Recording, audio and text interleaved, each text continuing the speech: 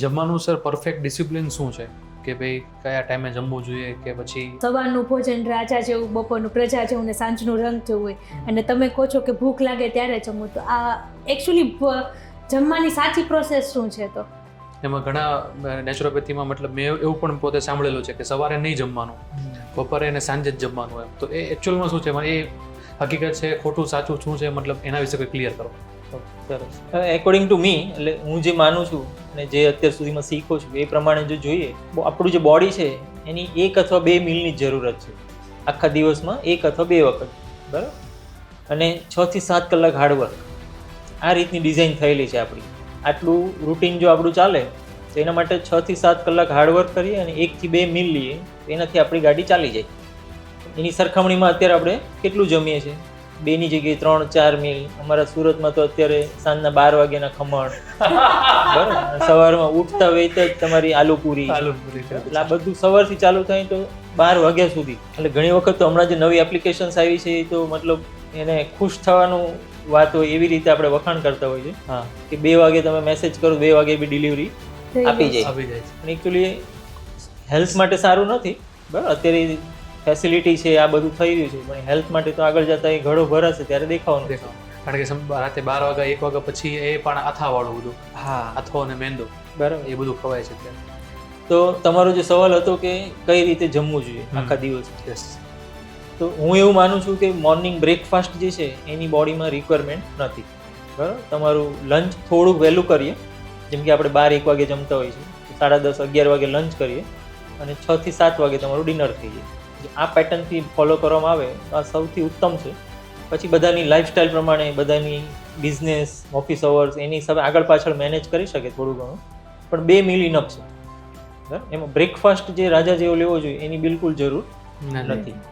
કેમ કે તમે જ્યારે રાતે સૂઈ જાઓ છો ત્યારે તમારી બોડી જે છે એને કંઈ ખાવાનું અંદર જવાનું નથી.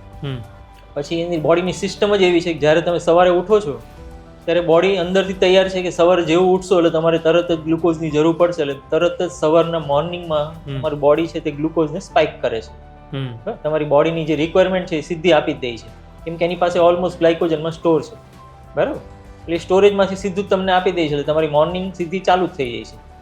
પણ અત્યારે સમજમાં એવું આવે છે કે સવારે ઉઠીને આખી રાત કાંઈ નથી ખાધું એટલે સવારે ઉઠીને એનર્જી જોઈએ, એના માટે થઈને આ બધું ખાવું પડે, પણ એવું હોતું નથી.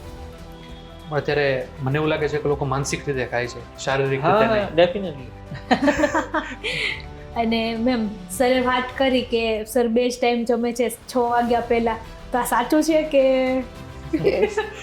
જનરલી અમે સવારમાં નાસ્તો નથી કરતા અને ક્યારેક ફ્રૂટ જ્યુસ કે કોઈ ગ્રીન જ્યુસ લઈએ છીએ. એટલે હું તો રોજ 10 વાગે મારું ગ્રીન જ્યુસ હોય છે અને બપોરના અમે જમીએ છીએ, બંને જમીએ છીએ અને અમારું 7 વાગ્યા પહેલાં ડિનર થઈ જાય છે. તો પછી sir as a work time અને તમે બિઝનેસ ટાઈમ અને આ જમવાનો ટાઈમ એ કઈ રીતે મેનેજ કરી શકો? એ તો બધાનું ઇન્ડિવિજ્યુઅલ હોય, પણ જો મારું જણાવું તો વર્ષોથી હું પણ એઝ અ બધા ડૉક્ટર પ્રેક્ટિસ કરે એ રીતે કરતો હતો. સવારે 9 થી 12, 1 વાગ્યા સુધી, 1 થી 4, 5 વાગ્યા સુધી ક્લિનિક બંધ અને 5 થી 9 આ રીતે. તો એની અંદર 9 વાગ્યા પછી જ્યારે હું ઘરે આવતો ત્યારે 8:30, 9:30 જમવાનું, 10 વાગી જતા. આ બધી પ્રોસેસમાં બી હું બી હતો જ, પણ જ્યારે સમજણ ધીરે ધીરે આવતી ગઈ કે આની અસર તો લોંગ ટાઈમે બોડી પર જ થવાની છે. તમે અત્યારે જે પણ આગળ જીવન જીવવા માંગો છો એમાં આ શરીર વગર તો શક્ય નથી, બરાબર? શરીરને મેન્ટેન કરવું તો એના માટે શું પેરામીટર્સ છે?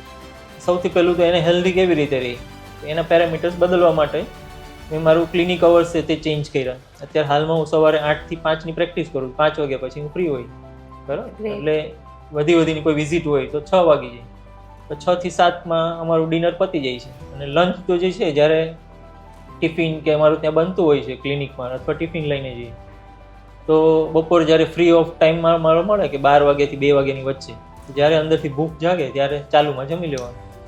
સુપર. મેમ સરનું ફેવરિટ ફૂડ કયું છે? એમને વધારે છે ને રાઈસ ભાવે છે, એટલે બહુ વેરાયટી ઓફ રાઈસ બનાવતા હોય મને આવડી ગયા છે. એટલે સવારમાં ટિફિન બનાવવાનું હોય તો મને પહેલાં માઇન્ડમાં એવું આવે કે એમને રાઈસ ભાવે છે તો હું રાઈસ બનાવું. એટલે જનરલી અમે જોઈન્ટ ફેમિલીમાં રહીએ છીએ, એટલે તમે એવું કીધું કે હું શું બનાવું છું, તો અમારા દેરાણી છે બહુ સારી રસોઈ બનાવે છે, તો અમે બધા એવું પ્રિફર કરીએ કે અમે વધારે સબ્જી ખાઈએ.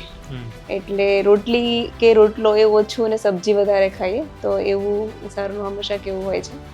અને એક જ કાર્બોહાઈડ્રેટ ખાઈએ. જો રોટલી ખાઈએ તો રાઈસ ના ખાઈએ, રાઈસ ખાઈએ તો રોટલી ના ખાઈએ. તો એવું અમારા ઘરમાં ઘણું દેખાય છે. અને કદાચ તમે અમારા ઘરે આવો તો બપોરે તમને ખાલી દાળ રાઈસ જ મળશે, રોટલી શાક કશું ના હોય. જે દાળ ભાત બનાવે ને તમારું આખું ફેમિલી દાળ ભાત ખાઈ લે.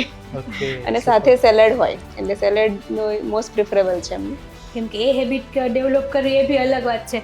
ઘરમાં કોઈ 4, તમે તો જોઈન્ટ ફેમિલીમાં રહો છો. અમે 8 જણા છીએ ઘરમાં. ઓકે 8, અને કોઈ તો 3 જણા રહેતા હોય તો બી ઘરમાં 3 સબ્જી બનતી હોય છે. તો આ મેનેજ કરવું એ વધારે સારું કહેવાય છે. એટલે સબ્જી બનાવવી બહુ જરૂરી છે. એ સબ્જી સરનું એવું કેવું છે કે સબ્જી વધારે ખાવાની. ઓટોફેજીની લોંગ જર્ની જોવા માટે તમે અમારા આ ચેનલને તમે સબસ્ક્રાઇબ કરી શકો છો. અને તમે આના વિશે વધારે માહિતી લેવા માંગતા હોય તો ડૉક્ટર સાથે અમે પોડકાસ્ટ કરેલું છે, તો તે પોડકાસ્ટને જોવા માટે તમે ઉપર આપેલા આઈ બટન પર ક્લિક કરી જોઈ શકો છો.